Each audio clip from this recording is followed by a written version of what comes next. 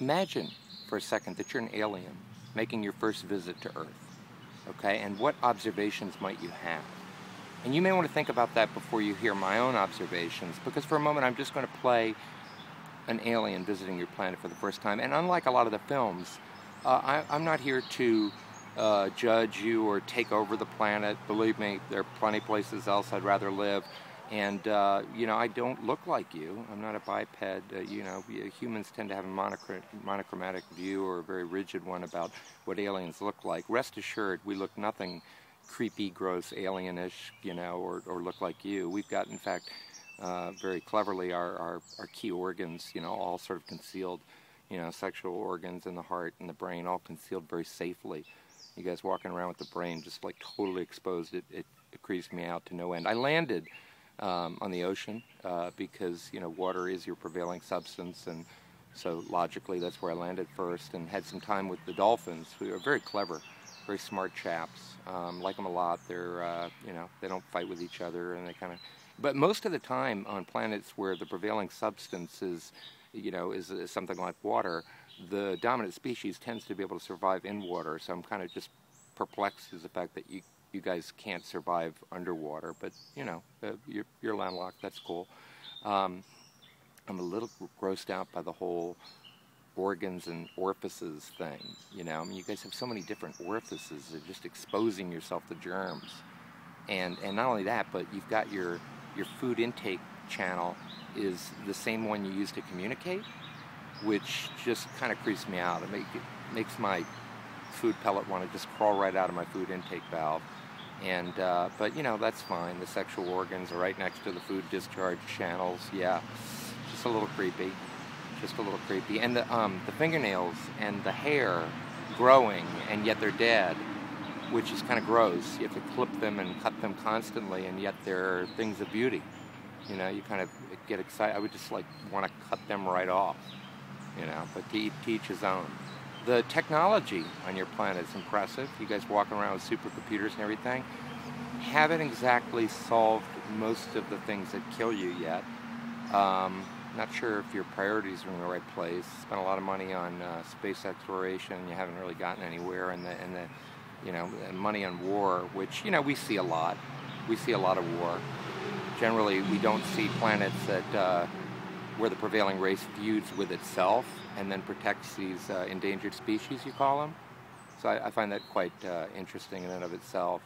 I'm not getting the whole idea that you guys consume things that aren't from the planet, that are sort of chemically made, and then you're surprised that you discharge most of it. It's not very efficient.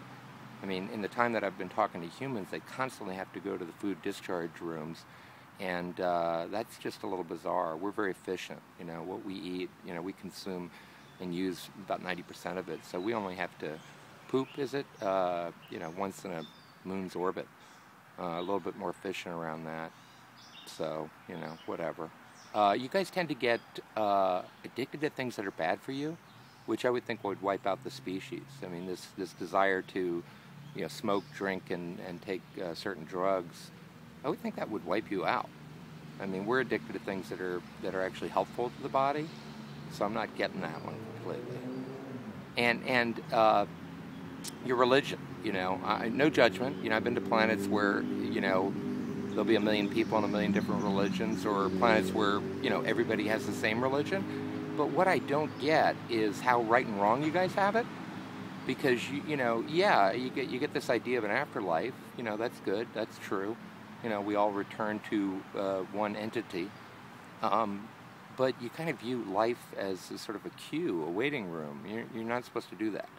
And when you get reabsorbed into the one entity at the end of life, it's not discriminate. Send some people away because they had one religion or not. Whatever.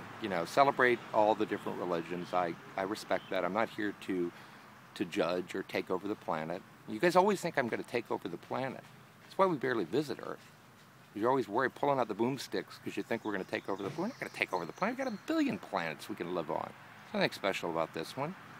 So just chill, with that whole thing. I do find it curious that you divide up the planets. Like this is mine, this is yours, and little gates and walls and everywhere, and instead of sharing it. But I guess that's natural. You want your own little space. So, I'll try to respect that. You guys have views around sick people that perplex me, though. Like you rally around people that have certain illnesses and then ostracize some that have different illnesses. Like, hey, okay, this person's got cancer, we love them. This person's got a mental illness, ostracize them. Like most planets, either wipe out their sick, it's very convenient and Darwinian, or they just try to heal all illnesses equally. So I'm not getting that. I don't know how you're the only predator that's not a prey. How is it that you wiped out all the... Doesn't anybody prey you? Doesn't anybody eat you? I mean, you kill each other, but you don't eat each other, which is just... It's rare. I'm not saying it's odd. It's just rare. But I'll leave you guys alone. I will be back to the planet, maybe a few hundred years, because you surely have wiped yourself out. But I will be making friends with the dolphins again, because I see them as more likely the prevailing race of your planet. So we're gonna say goodbye to them and hopefully come back and see them when you're all gone. Okay? Good luck. Again, no offense. I hope no offense was taken.